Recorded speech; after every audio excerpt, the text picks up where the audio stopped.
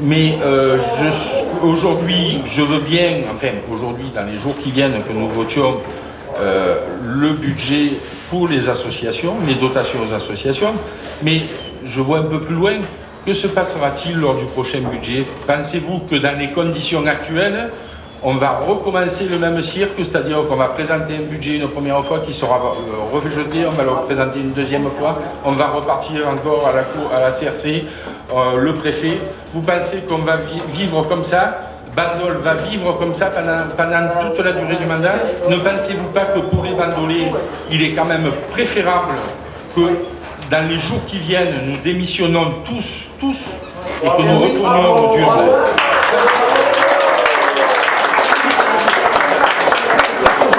Vous avez, et surtout sur ceux qui va suivre, vous avez une majorité qui à une époque était une opposition pour vous, et qu'aujourd'hui vous propulsez en tant que majorité. Ce que je dis est intelligent.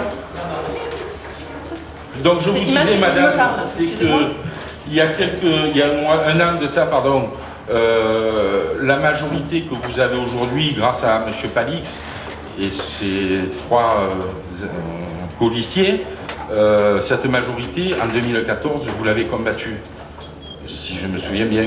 Si je me souviens bien, vous avez même fait circuler des pétitions contre M. Palix. Ah si, madame. Ah si, madame.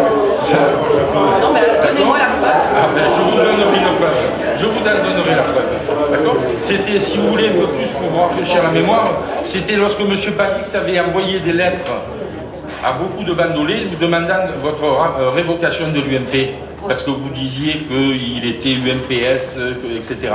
Vous vous souvenez plus? Moi je m'en souviens. Je vous dis tout de suite, je ne l'ai pas notée cette pétition, mais vous l'avez fait circuler. En attendant, madame, aujourd'hui, madame, vous vous servez des gens comme M. Palix et ses colistiers qui ont été battus à hauteur de 43%, et grâce à vous et votre équipe, aujourd'hui, vous les propulsé dans une nouvelle majorité. Autrement dit, vous ne tenez même pas compte du vote des bandolés, qui, je vous rappelle, et à l'époque, nous étions ensemble, à l'époque, nous ont élus à 57%. Voilà. C'est tout ce que je voulais vous dire, madame. Donc, je réitère mon souhait qu'aujourd'hui, l'ensemble du conseil municipal, ne serait-ce que par respect de la démocratie et des bandolés, nous démissionnons tous et nous retournons aux urnes.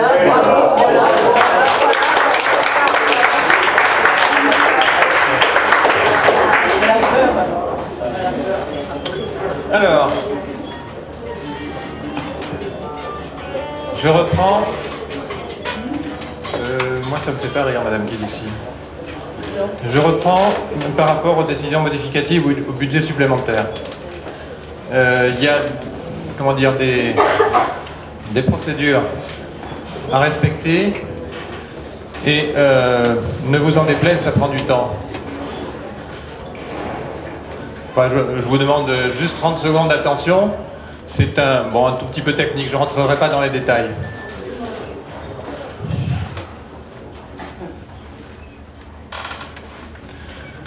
Lorsque le budget est voté, je vous rappelle que le budget normalement est voté actuellement assez tardivement, au mois de mars l'année passée, mais auparavant il était voté au mois de décembre, ce qui laissait du temps pour se préparer pour le budget supplémentaire. Donc quand il est voté au mois de mars, on a à peu près 3 mois pour préparer le budget supplémentaire. Quand il était voté au mois de décembre, on avait 6 mois. Ça prend du temps de préparer un budget supplémentaire. Et on ne peut pas préparer un budget supplémentaire sans connaître le budget principal. Une fois qu'on a le budget principal, il est soit voté, soit réglé par chapitre et par compte, par nature. Et donc ensuite, il faut décomposer tout ça et dispatcher dans tous les services, calculer des pourcentages, savoir ce que chaque service va avoir. Il faut le saisir. Il faut tenir compte des crédits déjà engagés. Il faut retirer les restes à réaliser, parce que sinon on les compte deux fois. Il faut transmettre tous les flux à la trésorerie. Il faut faire de nouveaux arbitrages, puisqu'au vu du budget, il y a des choses qui sont modifiées. Ça prend du temps, et c'est bien parce que ce constat a été fait non pas par moi, mais par les services financiers à la fois de la ville et les services de la préfecture, que le préfet a pris cette décision d'augmenter les impôts. Parce que, alors, vous dites que juste avant que le préfet règle le budget, j'ai parlé du fait que le préfet était au courant de ce qui se passait sur Bandol. Effectivement, il est au courant de ce qui se passe sur Bandol et il a compris une chose importante. C'est marqué dans son arrêt, dans l'arrêt du budget. Il a compris que le temps qu'on puisse élaborer un budget supplémentaire, ça prendra environ 1 mois. Les subventions aux associations ne pourraient pas être versées. Les marchés pour les animations ne pourraient pas être signés, parce qu'il faut les crédits correspondants. Je rappelle que tout est lié, parce que certaines associations participent aussi aux animations.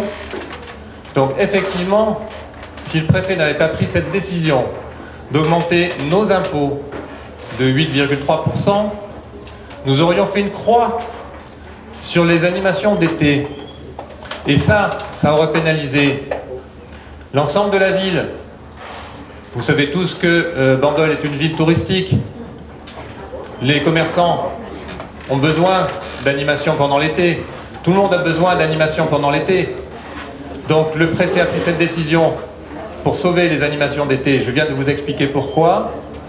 Et je répète, bon, je ne pense pas quand même que le dit groupe B souhaite vraiment la mort de Bandol. Bien sûr que non. Mais leur irresponsabilité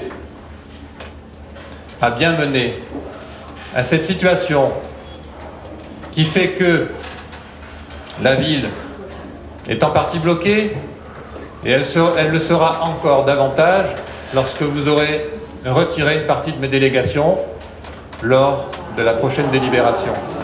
Monsieur le maire, ça fait 1 heure que vous parlez et l'opposition n'a pas eu 1 minute pour s'exprimer. Je vous demande la parole. Prenez-la, monsieur Voilà. Félix.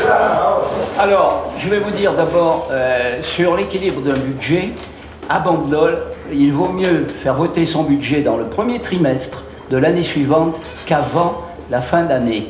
Pourquoi ? Vous êtes sans doute au courant qu'il y a 2 recettes aléatoires, un casino et des taxes additionnelles. Et ça, si vous ne les avez pas dans le premier trimestre, vous prenez un risque inimaginable. Voilà pourquoi nous faisions voter le budget en mars. Là, j'ai d'abord une remarque générale sur l'avis de la CRC. Je crois que ça fait partie de ce qu'on doit examiner aujourd'hui. Alors, je confirme que la CRC, si un budget est conforme, la CRC ne le modifie pas. Et la lecture des conclusions de la CRC nous montre qu'elle a jugé votre budget non valide, car vos éléments d'équilibre étaient aléatoires. Et on revient sur ce déséquilibre. Le pilier principal était la reprise anticipée, comme on l'a dit, sur l'excédent de 2 300 000 € que vous auriez dû faire voter avant le 30 juin. Ainsi, les résultats de l'exercice auraient pu être affectés et monsieur le préfet en aurait tenu compte. Pour vous, c'était un beau budget équilibré, mais pour la CRC et monsieur le préfet, garant de la légalité, ce budget était illégal. Aucun maire avant n'avait eu besoin de jouer les équilibristes, car leur budget était solidement construit. Cependant, vous auriez pu éviter cette catastrophe. Là, vous dites, oh, ben, on va augmenter les impôts pour les animations. C'est une catastrophe pour les bandolets. Monsieur Palix, Ben, je peux excusez-moi, c'est continuer pas moi qui ai augmenté les impôts. Hein. Bah, attendez, je continue. Pour éviter cette catastrophe, qui est l'augmentation des impôts, vous auriez pu le faire.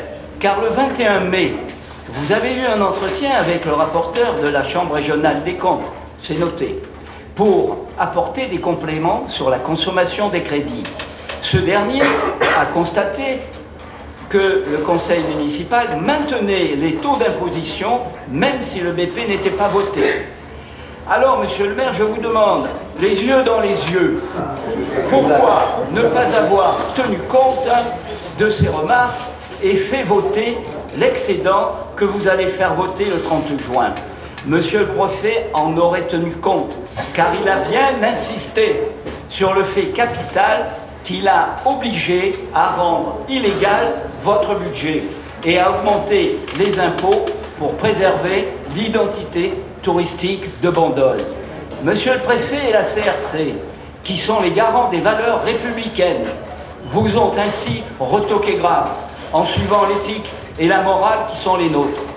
Les conclusions des services préfectoraux et de la CRC confortent ceux qui n'ont pas voté un budget jugé illégal. Ils n'ont pas suivi ceux qui ont été trompés par vos manipulations et désinformations. Grâce à votre gestion calamiteuse, les bandolets se trouvent dans une situation unique. Il y a beaucoup d'argent dans les caisses, puisque nous avons laissé 2 600 000 € d'excédent, et malgré ce, vous êtes directement responsable de l'augmentation des impôts. Deuxième point, et j'en termine, sur les priorités évoquées par la CRC qui sont les nôtres, et de l'intervention de monsieur le préfet suite à ma lettre concernant le tourisme et les animations. Dans une lettre à monsieur le préfet du 27... Vous pouvez dire à vos collègues qui ne respectent pas nos valeurs de se taire un peu? Je ne vais pas le dire comme ça, mais s'il vous plaît, un petit peu de silence. Voilà. Dans une lettre à monsieur le préfet du 27 avril, et suite au rejet des budgets, j'avais mis l'accent sur le tourisme et les animations, car votre laxisme avait fait rejeter le classement station touristique. Vous avez simplement oublié de demander le classement Office du tourisme, qui devait être renouvelé, et ainsi l'Office du tourisme a perdu son classement le 16 janvier 2015. Cet oubli nous met dans une situation particulièrement périlleuse, car cet effet boule de neige peut amener la fermeture des commerces bandolés le dimanche. Heureusement, et c'est vrai, heureusement, monsieur le préfet a tenu compte de mes remarques et de la nécessité du classement station touristique. Il a mis l'accent sur l'importance des animations et des créations culturelles, en modifiant votre BP qu'il a refusé et la mouture de la CRC. Ainsi, nous vous invitons, monsieur le maire, à en tenir compte en proposant un chiffre d'animation qui ne soit pas le plus bas depuis des dizaines d'années.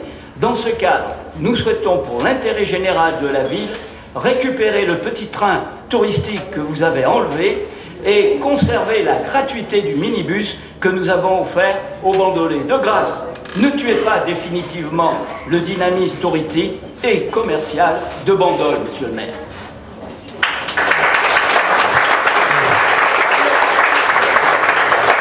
Alors, je rappelle, Madame Rec, je vais répondre à Monsieur Palix d'abord. Non, mais je veux bien que c'est un rapport. Je vais d'abord répondre. Alors, donc les yeux dans les yeux.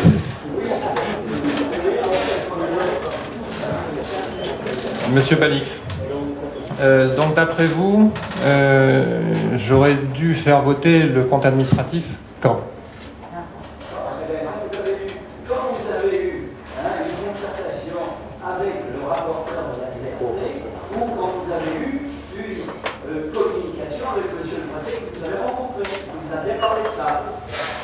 Alors, Monsieur Palix, je vous rappelle que le budget présenté, comme vous le dites, n'était pas illégal.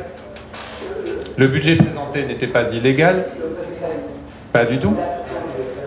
Pas du tout.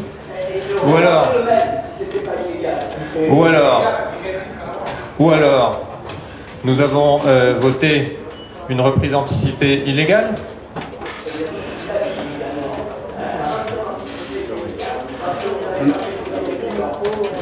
Voilà, donc... Non, mais monsieur Palix, vous dites que j'aurais dû faire voter l'excédent avant la reprise anticipée. En même temps.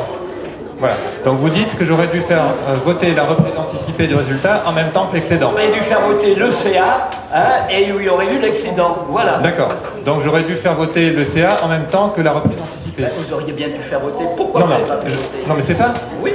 C'est ça. Donc j'aurais dû faire voter le compte administratif en même temps que la reprise anticipée.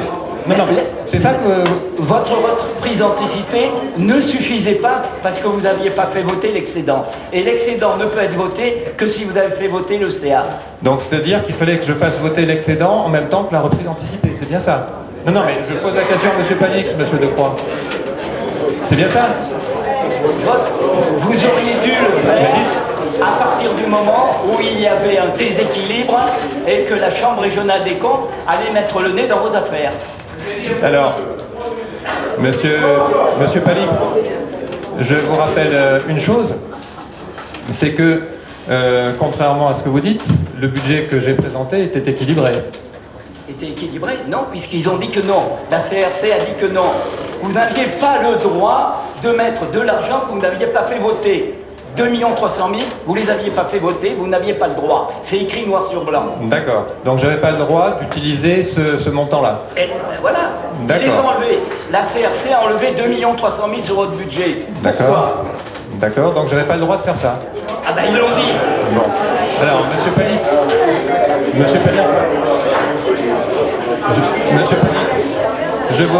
je suis désolé, mais s'il vous plaît. Qu'est-ce qu'il dit le monsieur là-bas? Il y a... Silence, Monsieur Palix. Là, malheureusement, vous n'avez pas compris. Ah, c'est le préfet qui n'a rien compris. Non, c'est vous. Voilà. Non, c'est vous, Monsieur Palix. C'est marqué, c'est le préfet et la Chambre régionale qui le disent. Vous n'avez pas compris? Ils le disent. Non, c'est pas ça qu'ils disent. Vous, c'est pas possible de discuter avec vous.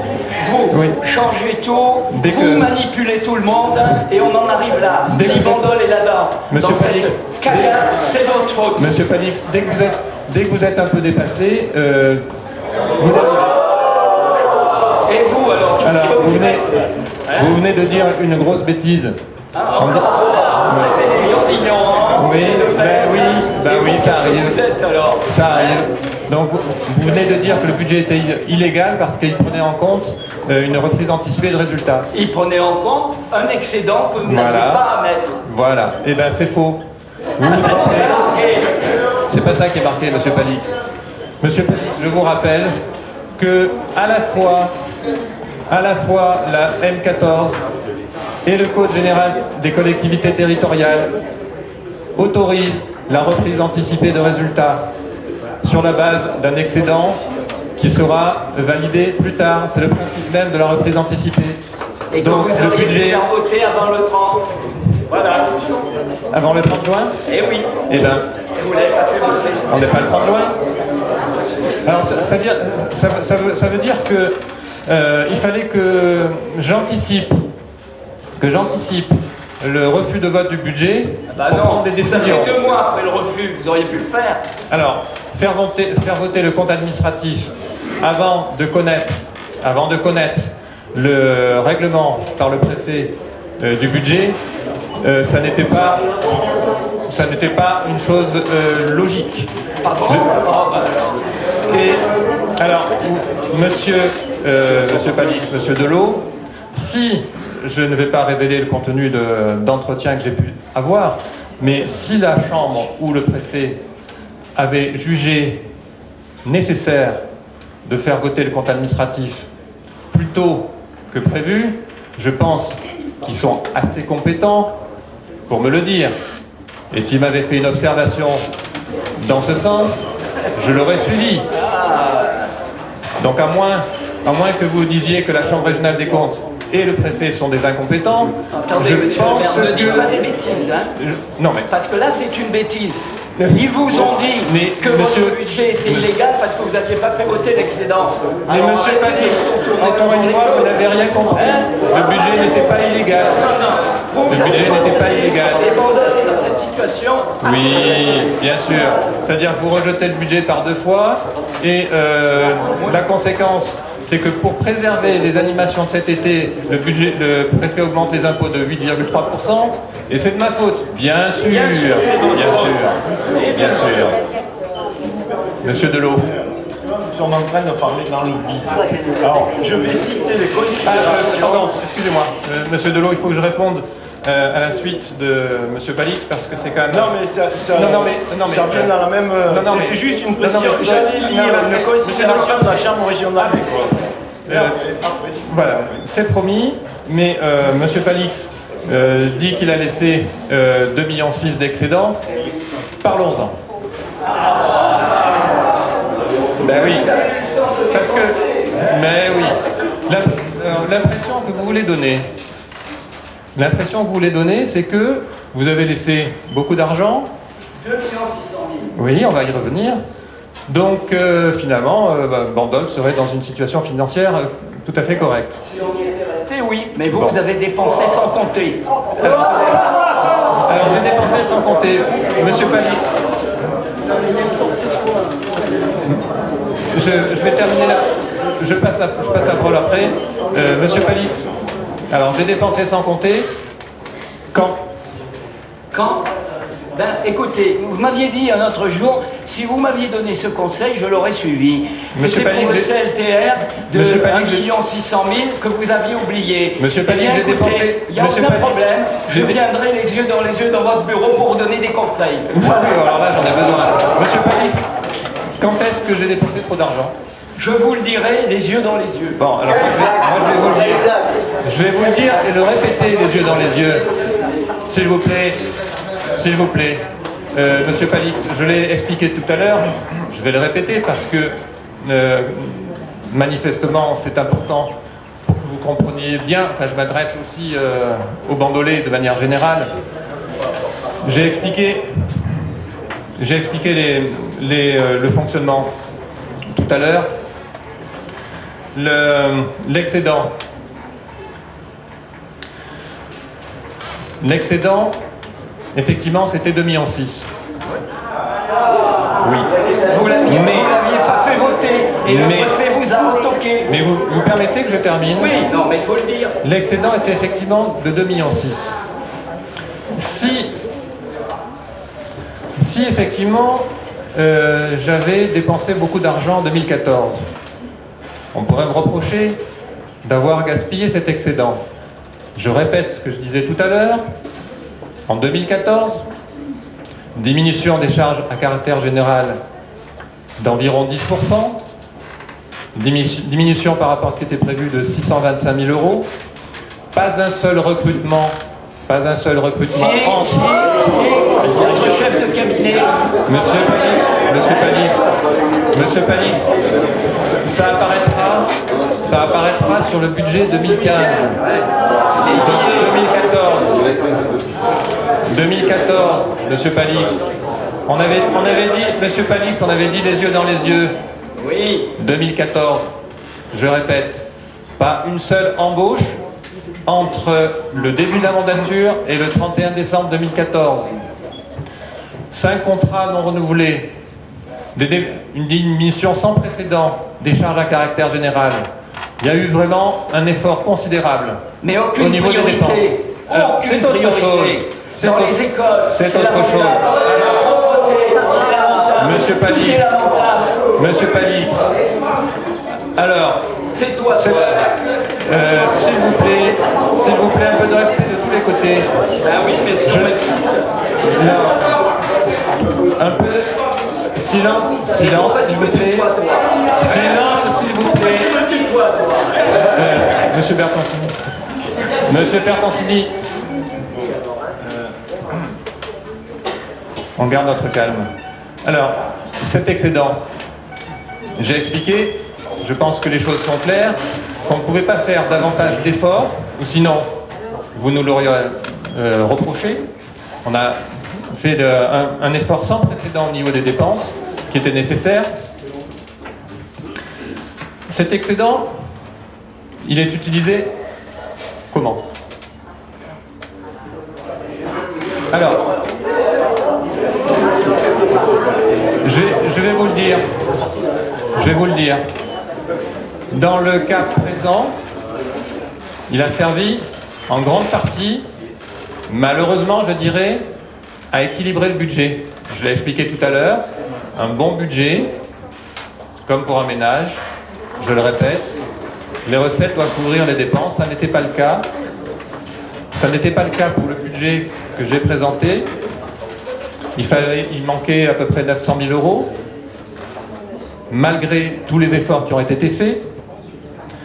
Et l'an passé, sur la base du compte de 2013, c'était la même situation.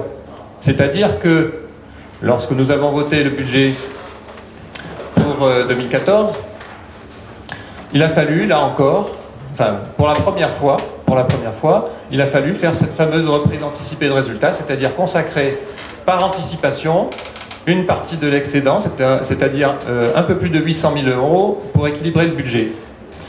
Et à cette époque-là,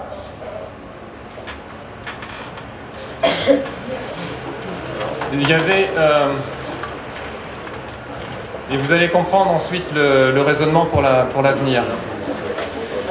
Il y avait une note qui vous avait été faite par l'ancien DGS qui s'occupait des finances. Il était très inquiet sur la situation financière de la ville, justement parce que malgré des arbitrages serrés et malgré le fait qu'il voulait préserver l'essentiel, il a été obligé de proposer une reprise anticipée de résultats, et je lis la phrase qu'il écrivait, et c'était à votre intention à l'époque. L'équilibre ne se fera qu'en effectuant une reprise anticipée de résultats. L'excédent libre s'élevant à 2 638 112 euros. Il permet donc de couvrir le besoin d'équilibre de la section de fonctionnement, 849 112 euros. Et écoutez bien la suite. Et la différence, 1 789 000 euros, pourrait être provisionnée en réserve afin d'atténuer lors des prochaines années l'effet ciseau. C'est-à-dire que non seulement il s'inquiétait beaucoup d'être obligé d'équilibrer le budget avec cette reprise anticipée, mais en plus, il est recommandé de faire des efforts pour l'avenir au niveau des dépenses. Vous ne pouvez pas en même temps, c'est ce que je disais tout à l'heure, demander à dépenser plus sans augmenter les impôts. Tout le monde voudrait dépenser davantage pour les bandolets, bien sûr. Les dotations du gouvernement diminuent comme neige au soleil. Je l'ai déjà expliqué, moins 400 000 euros pour 2015, moins 800 000 euros pour 2016 et moins 1 200 000 euros pour 2017. À moins d'avoir une baguette magique, on est obligé de tenir compte de la réalité. Et ce fameux effet ciseau, qui veut dire que les dépenses augmentent plus vite que les recettes, ben, il se trouve que ça se croise, le fameux effet ciseau, ça se croise en 2014. C'est-à-dire auparavant, il y avait davantage de recettes que de dépenses. À partir de 2014, plus de dépenses que de recettes, malgré les efforts considérables effectués en 2014. Je rappelle aussi des chiffres, et cela c'est vraiment la réalité, notre capacité de désendettement. C'est-à-dire, pour faire simple pour les gens qui nous écoutent, si on met toute notre épargne pour rembourser notre dette, c'est le nombre d'années qu'il faut pour rembourser la dette. En 2012, cette capacité de désendettement était de 5 années, c'est-à-dire qu'il fallait 5 ans en consacrant toute l'épargne pour rembourser la dette. En 2013, il fallait pas loin de 13 ans. Et en 2014, 57 années. Malgré les efforts réalisés en 2014. Ouais.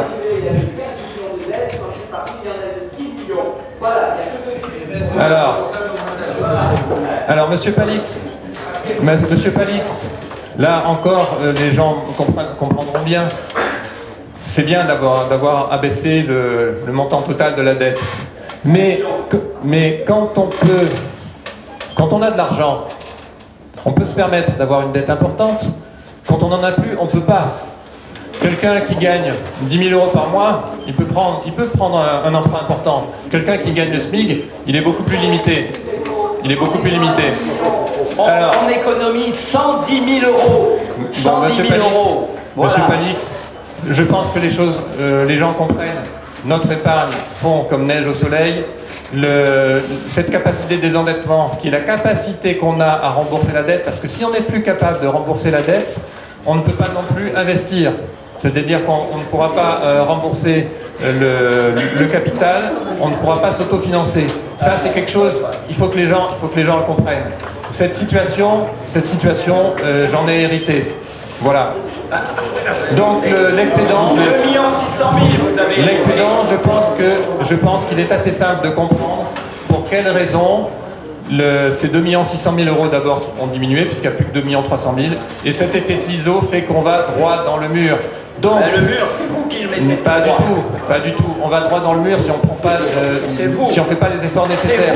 Et je ne laisserai pas gaspiller l'argent qui va être pris dans le portefeuille des bandolés par votre faute, parce que vous avez rejeté 2 fois le budget pour préserver les animations de l'été. C'est 8,3% d'impôts qui sont prélevés dans la poche des bandolés. Il ne faudra pas les gaspiller pour les années futures. Il faudra continuer les efforts au niveau des dépenses. Parce qu'il ne s'agit pas de jeter par la fenêtre le produit de cette augmentation d'impôts. que je vous ai donné. Voilà. Bandolés vous ont donné, monsieur. Nuance, c'est pas vous qui les avez donnés. Monsieur le maire, si vous permettez. Monsieur Delot. Terminé.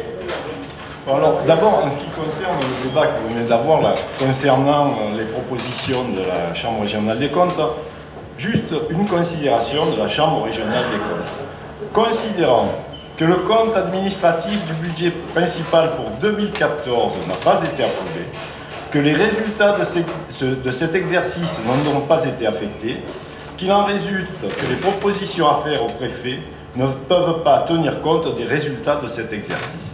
C'est ce qu'on vous dit depuis tout à l'heure. C'est pas nulle part, je vois dans les considérations de la Chambre régionale des comptes le fait que le budget 2015 n'ait pas été voté. Je ne constate qu'une chose, c'est que la Chambre régionale des comptes dit à partir du moment où le compte administratif 2014 n'a pas été voté, on ne peut pas utiliser les résultats. Ce n'était pas une question, vous n'êtes pas obligé de me répondre. Je vais répondre une non, quand même. Vous n'êtes pas obligé, parce que j'ai l'habitude que vous ne me répondiez pas. Mais monsieur Delot, quand est-ce que je vous ai pas répondu? Lorsque j'ai posé une question diverse la dernière fois, vous m'avez dit ce n'est pas une question, alors je n'ai pas à vous répondre. C'est noté dans le PV, vous pouvez le lire. Hein. C'est noté dans le PV. Monsieur Delot, oui, monsieur Delot, vous aviez été très long la dernière fois. Oui. C'était en fin de conseil. Vous regrettez que je n'ai pas répondu à cette question? Pas du tout, parce que bon, c'était pas une question. Ce n'était pas une question. Parce que vous aviez dit, là aussi, c'était pas une question. Vous aviez dit une bêtise, monsieur Delot, la dernière fois. Mais je sais, attendez, ça fait deux fois que vous me faites remarquer. Ça fait 2 fois que vous me faites remarquer. Alors, on vous écoute, monsieur Delot. Ça fait 2 fois que vous me faites remarquer que j'ai été dithyrambique pour la valse des Capiens proposée par Pointu Légende et Tradition le 29 janvier 2015 et que le 20 février 2015, je n'ai pas voté pour la subvention. Alors, souvenez-vous, monsieur le maire, le 29 janvier, j'ai été dithyrambique pour Pointu Légende et Tradition. Monsieur Delot, on devrait revenir sur la Chambre, peut-être. Pour répondre après. Le 20 février, j'ai dit j'apprécie l'association Pointu Légende et Tradition. J'apprécie la manifestation qu'ils préparent. Mais, alors vous pouvez prendre le compte rendu, hein, mais dans la vie, il faut faire des choix. Depuis tout à l'heure, vous nous parlez de... C'est comme gérer un ménage. Ben écoutez, à un moment donné, dans un ménage, il faut changer la voiture ou partir en vacances. Ben vous savez, les deux nous font plaisir, partir en vacances et acheter une voiture. Mais à un moment, il faut faire un choix. Ben là, j'ai fait le choix. Quand j'ai vu le budget que vous proposiez, Je ne pouvais décemment pas voter 114 900 euros de Je suis subvention. désolé, monsieur Delot. Laissez-moi parler. Non mais je suis désolé. Mais c'est vous qui deux fois Non, mais m'avez fait cette le- réflexion. mais le Là, budget, monsieur Delot a été Mais dithyrambique. quand vous avez été C'est un quand vous avez été imbécile. dithyrambique, vous le connaissiez le budget, vous l'avez défendu. Non, le 29 décembre. Non, je parle du budget de la commune. Ah. Je ne connaissais pas le 29 janvier 2015, je ne connaissais pas le budget de la commune. Le 20 février 2015, je le connaissais. Quand j'ai vu, oui, je le connaissais, mais il était passé en commission. Il y avait une distribution. Il y avait. Monsieur le maire, vous voulez que je vous sorte les papiers? C'était en commission, c'est sûr. Voilà, c'était en commission. Donc, ce que je veux dire, le 20 février, je n'ai pas changé d'avis. J'ai toujours dit, l'association Pointu les gens des traditions est une merveilleuse association.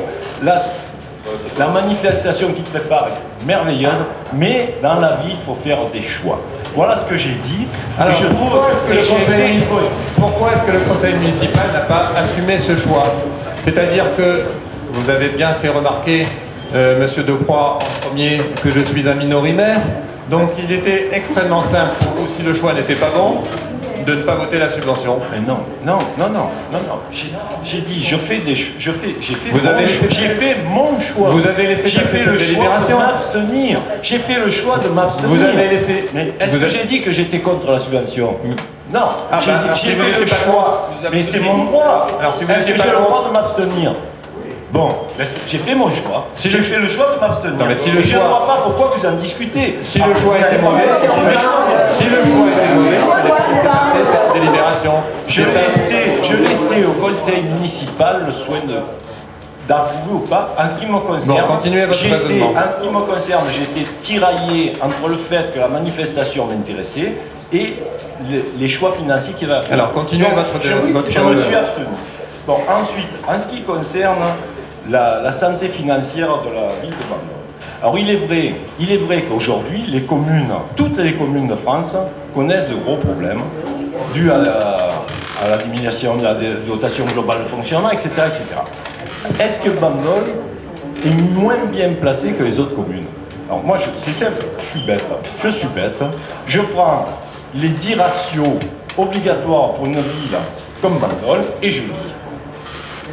Alors sur 10 ratios, je vais vous en choisir quelques-uns. Produit des impositions directes par habitant, c'est le ratio numéro 2. Bandol, 628 euros. Ville, moyenne nationale des villes de la même strate, 519 euros. Donc on a une imposition directe qui rapporte 109 euros de plus par habitant. Le quart des villes dans le Var qui payent le moins d'impôts. Oui, mais ça... Le ratio numéro 3. Recettes réelles de fonctionnement par habitant. Bandol, par 1394 euros.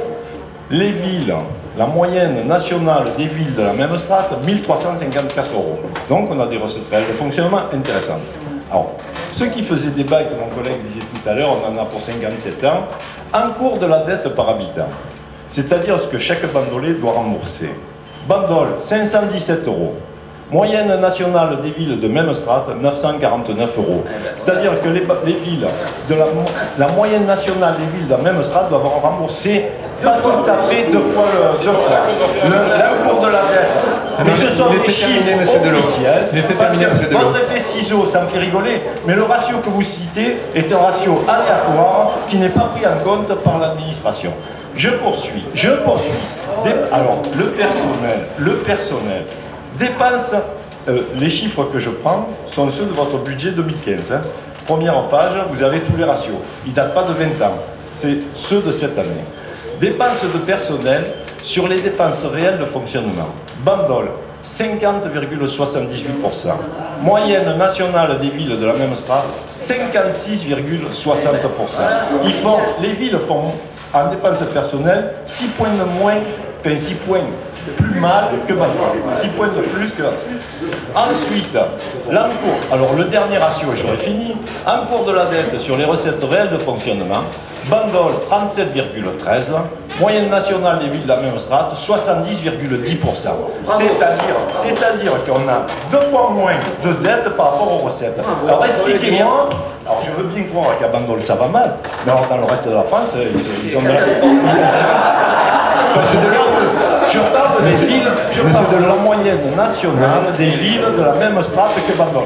Les chiffres, vous prenez le budget 2015 que vous nous avez présenté, vous prenez la première page pour ceux qui l'ont, et vous lisez les ratios que je vous ai cités. Les chiffres Monsieur sont Delot, exacts. je connais ces chiffres.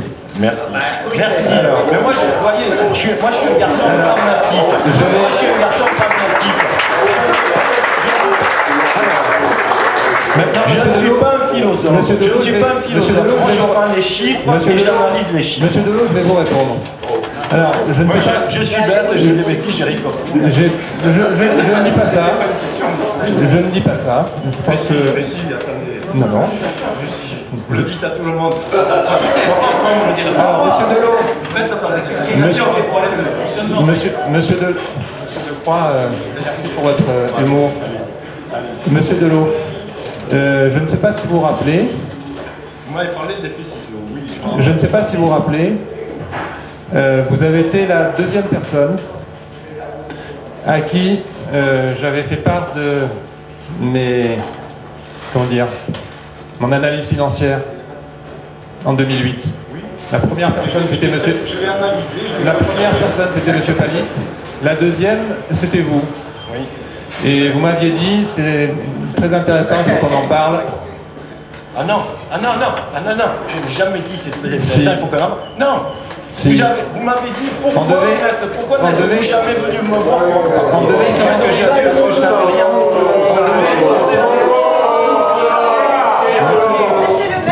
Monsieur Delot, Jamais je on ne devait vous se ai dit en rencontrer. 2008. Jamais je Monsieur ne vous ai Delot, dit en 2008 ou après. je vous rappelle. Il faut qu'on en parle.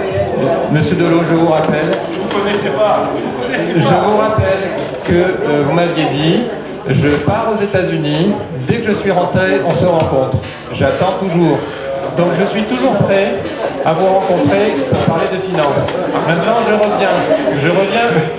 Alors je suis désolé, je vais essayer d'être le plus, le plus clair possible. Là c'est encore pour le public. Vous avez, oui, On est bah, mal c'est comprenant, quoi. c'est On est pour, mal comprenant. c'est pour vous aussi, monsieur Delot. C'est pour vous aussi, monsieur Delot. Merci. Vous avez parlé de la dette par habitant. Je reviens exactement à ce que je disais tout à l'heure. La dette par habitant, ça n'a qu'une relative importance. Toujours la même comparaison. Si on est riche, si on gagne 10 000 euros par mois, on peut rembourser une dette importante. Laissez-moi terminer. Non, La dette. non, je peux pas. Là, Non mais monsieur Delot, allez-y. le raisonnement, pourtant je pense qu'on peut le comprendre. La dette par habitant, c'est un élément. Il est loin de suffire. Il faut savoir comment on rembourse la dette. Vous avez donné le personnel, les charges de personnel sur les dépenses réelles de fonctionnement, 50%. Je vous rappelle que nous sommes passés entre 2008 et 2014 de 43% à 50%. Ce qui veut dire que la gestion en matière personnelle, ce que je répète souvent, a été déplorable. C'est-à-dire qu'il y a eu Arrêtez beaucoup de dire des d'embauches. bêtises. On a Il y a donné eu beaucoup quelque chose, d'embauches. Bandolé. Vous ne donnez rien, je vous en fais tout. Beaucoup d'embauches Voilà. qui n'étaient pas forcément justifiées. Et si, 2 millions pour d'euros, beaucoup. 2 millions d'euros d'augmentation des dépenses de personnel entre 2008 et 2014. Eh ben, ça fait Alors, beaucoup. pour ce qui est du dernier ratio que vous avez annoncé, l'encours de la dette sur les recettes réelles de fonctionnement, c'est un ratio qu'il faut regarder, mais il a un défaut, c'est qu'il ne prend pas en compte les dépenses. Et c'est la raison pour laquelle, la capacité de désendettement est un ratio nettement supérieur, comme je l'ai expliqué tout à l'heure. Tu es bête, Et- hein. Je n'ai pas dit que vous étiez bête. Simplement, à partir du moment où on n'a plus la capacité de rembourser la dette, on est dans une situation financière très difficile. Et je répète, si on consacre toute notre épargne à rembourser la dette, 5 ans en 2012, 13 ans en 2013, 57 ans en 2014. Voilà. Bon, est-ce que je peux répondre? Est-ce que je peux vous répondre? Vous avez dit la dette, n'est pas significative. Donc, première chose, les 10 ratios dont je parle sont des ratios obligatoires, imposés par le CGCT. Le vôtre, il n'y figure pas, je suis désolé, il n'est pas officiel parce qu'il est aléatoire. Il suffit qu'une année, il y ait une dépense ou une recette exceptionnelle pour le plomber, ou alors vous passez de 70 ans à 2 ans l'année d'après parce que vous avez... Voilà. Ça c'est aléatoire. Maintenant, vous me dites, la dette n'est pas un ratio pertinent. Bon, il faudra dire au ministère des Finances. Monsieur Delot, j'ai pas dit que la dette n'est pas un ratio pertinent. Au contraire, je me satisfais que la dette est diminuée. Voilà. Alors, ce que je voulais dire, je l'ai dit à plusieurs reprises. Vous m'avez dit, la dette n'est pas un ratio pertinent, il faut regarder, faire la différence entre ville riche et ville pauvre. Bon, ben comment faire la différence? Ben, je prends les recettes réelles de fonctionnement ou le produit des impositions directes. Pour Bandol, c'est 628 €. Pour la moyenne nationale des villes de la même strate, c'est 519 €. Donc on a plus de recettes que les autres villes de la même strate. Donc on est plus riche. Donc on a moins de dettes, on est plus riche, ça va pas si mal que ça. C'est bien ce que je disais, monsieur Delot, il faut prendre en compte les dépenses. Et c'est bien pour ça que je rappelais tout à l'heure, ce fameux effet ciseau. En 2014, pour la première fois depuis tout le temps, les dépenses sont plus importantes que les recettes. Voilà. Exactement. Mais alors, moi j'aimerais quand même Monsieur Servolas, des conseils concernant les finances de M. Palix, qui est quand même quelqu'un de très calé là-dedans. Je vais vous parler de ce que je connais, c'est-à-dire la Sogeba. C'est-à-dire que quand je suis arrivé à la Sogeba, si vous permettez, monsieur, je peux parler, après vous parlerez si vous avez quelque chose à répondre encore. Quand je suis arrivé à la Sogeba, j'ai trouvé quand même quelques 400 000 € d'arriérés non traités. Dans ces 400 000 €, il y avait quand même une partie qui était des irrécouvrables, c'est-à-dire des gens qui avaient déposé le bilan depuis X années et on se traînait toujours tout ça, nous, sur notre bilan. Bon, on a fait un peu de ménage là-dedans. Ensuite, il y a aussi quelque chose de fabuleux.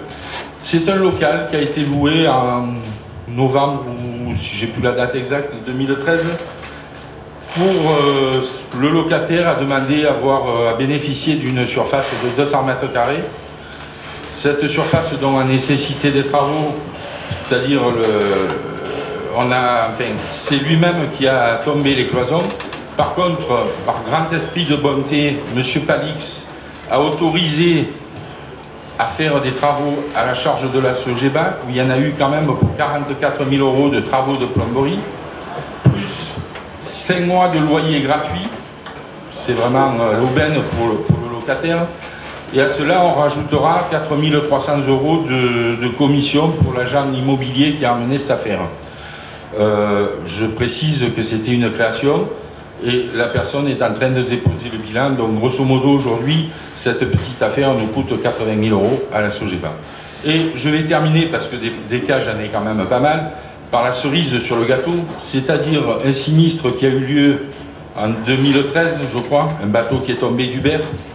Là-dessus, non, c'est pas vous, monsieur, c'est votre faute. Là-dessus, l'assureur de la Sogeba a payé. Madame Dagor, vous qui aimez être au courant de ce qui se passe, je vous mets au courant. Comme ça, vous pourrez enregistrer.